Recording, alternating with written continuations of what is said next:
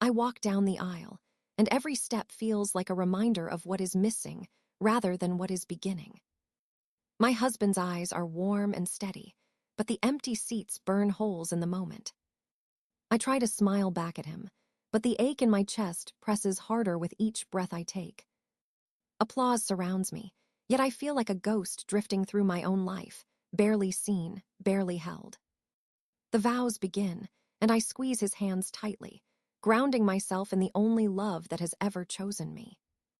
Memories rise like smoke, thick and suffocating, dragging me back to the living room of my childhood. My sister's trophies covered every shelf, polished until they glowed beneath the soft lights. My art certificates lived in drawers, forgotten behind old bills and unused coupons, gathering dust. I remember bringing home a painting of our backyard, proud of the light and shadows I had captured. My mother glanced at it once and said it was nice, before asking if I had set the table yet. My father ruffled my hair, but his eyes stayed on my sister holding another gold medal. They told me she needed more attention, because she was the one with real potential. I learned early how to shrink, how to take up less space, how to clap quietly for others. Love, in our house, was a reward for excellence my sister always seemed to own. I tried harder each year, stacking achievements like stepping stones they never cared to notice. Dean's List awards, a national art scholarship, even the job offer that changed my future. Their reactions never changed, always delayed, always distant, always filled with excuses and interruptions. Birthdays turned into polite texts. Holidays became optional gatherings where I felt like a guest. My sister spoke loudly about her law career, while I nodded and kept silent about my success. It was easier to hide the pieces of myself they refused to recognize as valuable. Tonight, standing in front of everyone, I promise loyalty and partnership to a man who sees me. His family cheers with pride, welcoming me as though I have always belonged in their world. Their warmth exposes the cold absence, still lingering inside me like frost on bone. I look out at the glowing lights, at the guests raising glasses, celebrating a love story. I want to believe this fresh start will erase the old pain clinging to my heart. But healing is slower than hope, and wounds ignored for years do not close overnight. When the first dance begins, he twirls me gently, careful with my fragile joy. Around us, laughter and music burst like fireworks, but I feel the echo of past silence. I lean into him, whispering thank you, not for the wedding, but for choosing me fully. He kisses the top of my head, and for a moment I believe I am enough without proving anything. Later, I slip away to breathe alone, staring up at the stars and trying to rewrite my story. I remind myself that standing here is already a victory over every year I felt invisible. This time, I will not shrink for anyone. This time, I will not beg to be seen. This time, love will not be something I earn. It will be something I already deserve. 2 years later, I am sitting in my office, surrounded by the glow of screens and the energy of my own success. Silver Pixel has officially been acquired for $30 million, and my team bursts into cheers around me. Champagne pops, laughter rises, and for a moment I forget the long nights that built this moment from nothing. My creative director hugs me tightly and calls me a self-made miracle, and I almost believe her. I raise my glass with everyone, and we toast to the future, to vision, to a life earned without shortcuts. But when the celebration dies down, I check my phone again, a habit I cannot seem to unlearn. No calls from my parents, no messages from my sister, not even a single emoji pretending to care. Their silence is louder now, because I have achieved the kind of success they once promised only my sister would have. The night grows quieter as my team returns to their desks, filled with ambition and pride and purpose. I scroll through social media and see my family smiling under a Hawaiian sunset, a trip I never knew about. They look like a perfect postcard family, complete only because I am missing from the frame. Another post shows my sister's daughters wearing expensive new uniforms at a prestigious school. The comments are full of admiration, and my parents beam like proud royalty granting blessings from their throne. My chest tightens, not from envy of their luxury, but from the message hidden beneath it. They always had money to support her dreams, but never to show up for mine. I close the app, disgusted with myself for still searching for proof they could change. I remind my heart that silence is its own answer, clearer than any apology they never gave. The next morning, I sit in a meeting reviewing final acquisition paperwork, and all the numbers feel surreal. Every zero on that document represents a piece of me that refused to disappear when they ignored my existence. After lunch, I walk into a luxury car dealership, drawn by impulse and something deeper than desire. I choose a Lamborghini painted in a metallic shade of boldness I once believed I didn't deserve. Signing the papers feels like closing the last door to the girl who waited for permission to shine. When I park the car in my driveway, the sun reflects off the hood like a celebration of defiance. I take a photo and post it online with a simple caption about long-earned dreams coming true. I do not expect anything, but a small part of me wonders if they will finally see me. 3 days pass before my phone lights up with a call from my mother, a name I have not seen for years. Her voice trembles with urgency as she demands a family meeting, saying there are serious matters to discuss. I stare at the gleaming car outside my window and realize what she is truly calling about. They saw the post. They saw the wealth. And suddenly, after all this time, their forgotten daughter has become valuable again. The next day, I drive to my parents' house, the Lamborghini humming like a dare against every old wound. I park in the same driveway where I once stood holding paintings they never cared to hang on the walls. I breathe slowly before stepping out, preparing myself for a different kind of battle this time. They open the door before I knock, eyes flicking to the car as if it is the true guest they invited. My father says I've done well, but his tone sounds like he's inspecting merchandise, not greeting his daughter. My mother forces a smile that doesn't reach her eyes, an awkward performance of affection she never practiced. Inside, my sister and her husband sit at the dining table, pretending this is a normal visit. The chairs creak as I sit, and the air feels thick with rehearsed words waiting to be spoken. My father clears his throat and spreads out documents labeled with red overdue stamps no one can ignore. He explains that my sister's mortgage has fallen behind, and tuition fees have become impossible to pay. He says the bank is threatening foreclosure, and the children cannot remain in their prestigious school. I look at my sister, and she can't meet my eyes, her shame buried under layers of entitlement. My mother clasps her hands dramatically and says the children should not suffer for adult mistakes. My sister finally speaks, insisting that families help each other, especially when one of us is successful.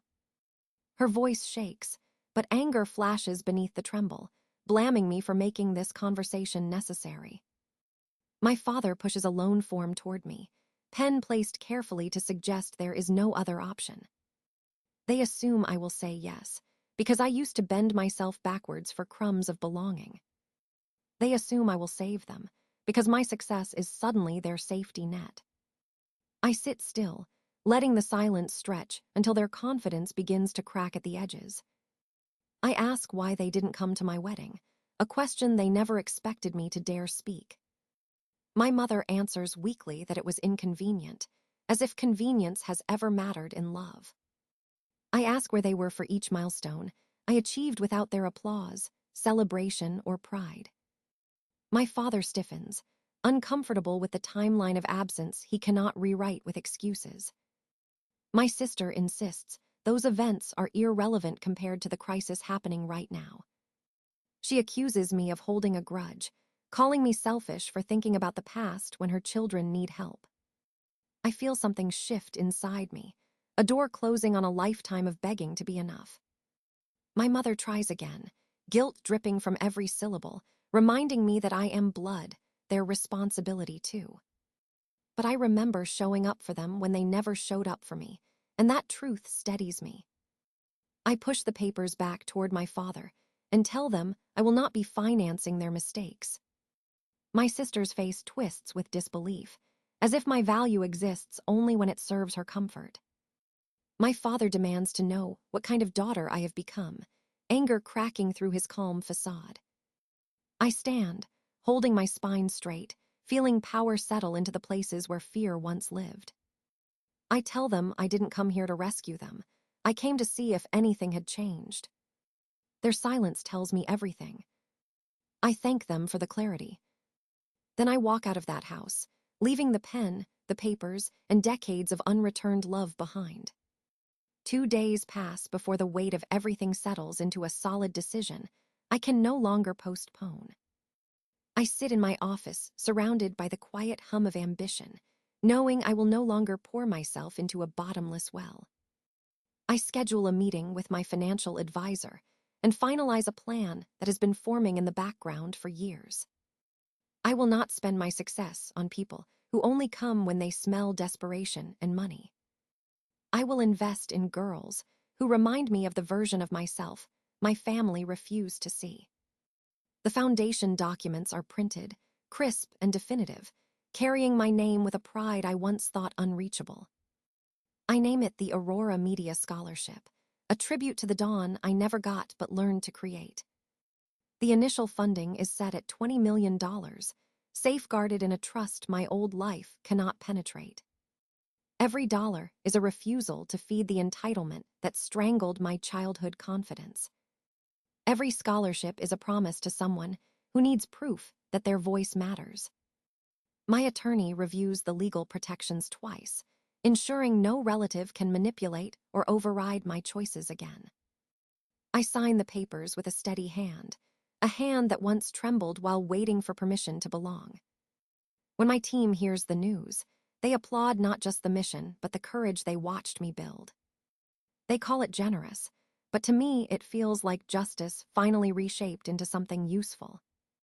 The press release is scheduled for the morning, accompanied by a full campaign highlighting creative young women. We select the temporary foundation office, setting up bright spaces where confidence can grow without apology. My assistant hands me a stack of proposals from schools eager to nominate overlooked students. Each file holds a girl who has felt the sting of invisibility, the ache of being underestimated. I see pieces of myself in their drawings, their early scripts, their spark fighting against silence.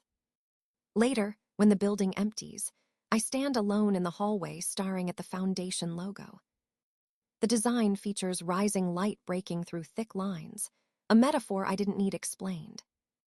My phone buzzes with a new message from my mother, filled with urgency and guilt pressed into every word. She says they are waiting for me to do the right thing, to honor family obligations without hesitation. I stare at her message and feel nothing, but exhaustion carved deep where love should be. Gone is the yearning for their approval, the desperate hope they might finally choose me. I reply with a short message, directing any further family matters to my attorney's number. There is no satisfaction, only the clean air of a boundary freshly drawn and fiercely guarded. That night, I slide into my Lamborghini and drive through the quiet streets beneath city lights. I park at a scenic overlook where darkness stretches wide, and the view feels endless and real. I think of the girl who once stood small in front of a trophy shelf she never owned. I think of every quiet victory dismissed as a minor inconvenience to the family I loved too much. Then I think of the girls in those applications who might one day stand taller because someone finally saw them. I whisper a promise to the night, not for vengeance but for transformation. I will turn every bruise into a bridge. I will build what I never had. I will make sure no one's brilliance gets trapped in a drawer again. The press release goes live the next morning, and my phone lights up with congratulations from every corner of my new world. Articles praise the Foundation's mission, calling it a bold step toward equality in creative technology. My team beams with pride, but I feel a quiet certainty rather than celebration, as if I finally stepped into my own skin. Then reception calls and says my family is in the lobby, demanding to speak with me immediately. Through the glass, I see my mother's voice rising, arms flailing like she is performing heartbreak for an audience. My sister stands beside her, red-faced with anger, blaming everyone but herself for the life collapsing around her. Security moves closer as my father tries to push past the desk, insisting this is a private family matter. My coworkers glance at me with wide eyes, waiting for my reaction, unsure whether this is drama or trauma. I straighten my jacket and keep my voice even, instructing security to escort them out of the building. The elevator doors close on their shouting, and the silence afterward tastes like long-earned power. I return to the conference room and continue planning the first scholarship event as if nothing happened. But my phone vibrates nonstop that night, voicemail after voicemail filled with guilt and accusations. My mother says I am cold, my father calls me ungrateful, my sister screams that I am ruining innocent lives. Every message twists family into a weapon, sharp and desperate to cut through the boundary I drew. I block their numbers and set a rule that all future communication must go through my attorney. My therapist says this is progress, reminding me boundaries are not cruelty, they are protection from familiar harm. She tells me people scream the loudest when they lose control they never deserve to hold. I breathe in those words like oxygen, letting them fill every cracked part of me with clarity. Then the news spreads that my sister's house is being foreclosed, and whispers ripple through their social circle. Life stops catering to their illusions, and they search for someone to blame other than themselves. My mother posts angry messages, online framing me as the villain who abandoned her suffering family. But comments defend me, pointing out the years they ignored my achievements and my existence. Old classmates reach out, saying they always wondered why my parents praised only one daughter. The truth finally surfaces, not because I fought them, but because I stopped hiding the silence they created. When a small newspaper requests an interview, I agree but draw a firm boundary on the topics allowed. I speak about the foundation, about overlooked talent, about how opportunity can rewrite a life. The reporter asks if my family is proud of me, and I answer honestly that success did not change their priorities. She nods gently, recognizing the depth of that quiet wound without pressing further.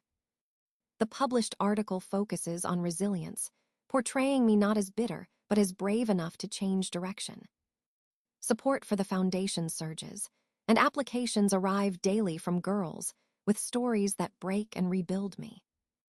I look at their hopeful faces and feel something steady replace the old trembling inside my chest. I no longer chase affection that costs me my dignity. I no longer measure love by the pain I am willing to tolerate. I no longer shrink just to fit someone else's comfort. I am finally learning what it means to choose myself without apology. I spend more time at the foundation now, walking hallways filled with the energy of dreams just beginning to bloom. Each student who receives support carries a spark I recognize from the girl I used to be. Lan Fuong is the brightest among them, quiet but fierce, talent poolsing in every frame she films. She comes to my office often, notebook in hand, eager to learn techniques I once taught myself in the dark. She tells me she never imagined anyone would see her work as worthy of attention or investment. I tell her she deserves opportunity without having to beg for permission to shine. We work side by side, reviewing her short film, shaping scenes with careful eyes and careful hearts. When she submits her first project to a national competition, I watch hope flutter beneath her nervous smile. Her success feels like a victory against every voice that ever told girls like us to stay small. On Thursdays, we host workshops, filling the rooms with laughter, camera clicks, and quiet courage. The girls talk about their stories, the silence they fight, the futures they are ready to claim. Their voices soften the old bruises I still carry, proving healing can happen in motion, not silence. At home, my husband pours coffee each morning and kisses my forehead like a ritual of certainty. He tells me he is proud of the woman I am becoming, strong enough to build instead of break. I let that love land, where it once bounced off walls of doubt and fear. The invitations from my parents keep coming, shifting from demands to apologies, though neither feels sincere. They want reconciliation without accountability, closeness without acknowledging the damage they caused. I do not respond because peace built on denial is just another form of suffocation. Instead, I focus on the people who show up, who stay, who celebrate me without asking for a piece of my worth. On the night of the Foundation's first showcase, the theater is alive with applause and excited chaos. Parents hug their daughters, teachers beam with pride, and I stand quietly soaking in the warmth of belonging. When Lan Fuang's film premieres, the room falls silent, moved by a story of resilience wrapped in soft light. She cries when the audience rises to its feet, clapping like thunder that refuses to fade. She hugs me tightly afterward and whispers that I changed her life by simply seeing her. My chest aches in the best way, full and steady, a place love finally knows how to stay. Later, during interviews, reporters call me a leader, a mentor, a force of change. But I know the truth is simpler than that. I am just someone who finally stopped trying to earn love from those who never intended to give it. Recognition is no longer a prize I chase, but a light I help others discover in themselves. I host dinners with my chosen family, filling long tables with people who know my laughter by heart. There is no tension, no silent competition, no expectation to sacrifice myself for applause. We toast to beginnings, to growth, to the beautiful courage of leaving the wrong people behind. When I drive home after celebrations, the city lights blur like constellations guiding me forward. I pass the street where my parents once lived, as if it never controlled my direction. Sometimes I catch a glimpse of them in public, but the old ache no longer rises to choke me. I simply nod to the past that shaped me and keep walking toward the life I chose. The foundation expands, more students join, and every success proves the decision I made was not abandonment. It was liberation from a legacy of invisibility that could have swallowed me whole. I look in the mirror one quiet morning and see a woman who no longer needs permission to exist. She is real, undeniable, worthy, and seen. She is everything her younger self prayed to grow into. She is family to those who never had one. And this time, the empty seats belong to the ones who chose not to stay. I walk into the sunlit studio, where Lan Fuang adjusts her camera with the confidence she has earned. The walls are lined with photos from every project our girls have completed, proof that opportunity can rewrite destiny. I watch her frame a shot and feel a calm pride settle where hurt once lived like a permanent resident. She asks for feedback, and I guide her gently, realizing I no longer speak from old wounds but from strength. Later that evening, I stand at an award ceremony, applause washing over me without the sting of absence. Every face in the crowd celebrates me, not for what I can give them, but for who I dared to become. On the drive home, city lights flicker like promises that the future still has more to offer. I stop at a cafe where I once dreamed of being seen, and I sip my coffee like someone who belongs. My phone buzzes with new messages, not demands or guilt, just love from people who choose me every day. I step back into the car, heart steady, knowing the past no longer defines the life in front of me. I finally understand that being seen is not something I must fight for anymore.